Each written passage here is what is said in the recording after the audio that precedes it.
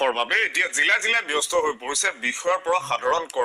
কৰ্মচাৰীলৈকে দৰঙৰ দলগাঁও খাৰুপেটীয়াকে ধৰি সমগ্ৰ জিলাখনতে যুদ্ধকালীন গতিত চলিছে এনআৰচিৰ দ্বিতীয়খন খচৰা প্ৰকাশৰ কাম দলগাঁৱত অঞ্চলটোৰ 70% লোকৰ নাম দ্বিতীয়খন তালিকাত এই পৰ্যন্ত সন্নিবিষ্ট হোৱা বুলি জানিবলৈ দিছে এনআৰচিৰ কামত নিয়োজিত বিষয়াই কোনো বিশেষ সমস্যাৰ সন্মুখীন নোহোৱাকৈ এনআৰচিৰ খচৰাৰ বাবে নিয়োজিত কৰ্মচাৰীয়ে কাম কৰি যোৱা বুলি জানিবলৈ দিলে বিষয়াজনে এবাৰ মানে বেছ ভাল ফল দেখা পোৱা যাব প্ৰায় 70% মানুহৰ নাম এবাৰ সেকেন্ড ফেজত সোমাব মানে এতিয়া আপোনালোকে কি কাম কৰি আছে এতিয়া আমি অফিচ ভেৰিফিকেশ্যনখিনি আমি তাৰপৰা যিখিনি আমাৰ আহিছে ষ্টেট অফিচৰ পৰা সেইখিনি আমি আকৌ ভেৰিফাই কৰি আছোঁ ভেৰিফাই কৰাৰ পিছত আৰু মানে ডাটা এণ্ট্ৰি হোৱাৰ পিছতে ৰিজাল্টৰ কাৰণে ৰেডি হ'ব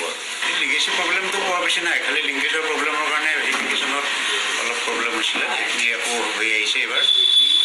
মানে ভাল ৰিজাল্ট এটা পাব ৰাইজে আৰু আমাৰ ফালৰ পৰা আমি বাই 24 আমি ৰেডি কৰি দিম তাৰপিছতে তেওঁলোকে ড্ৰাফ্ট ৰেডি কৰি পেলাই আৰু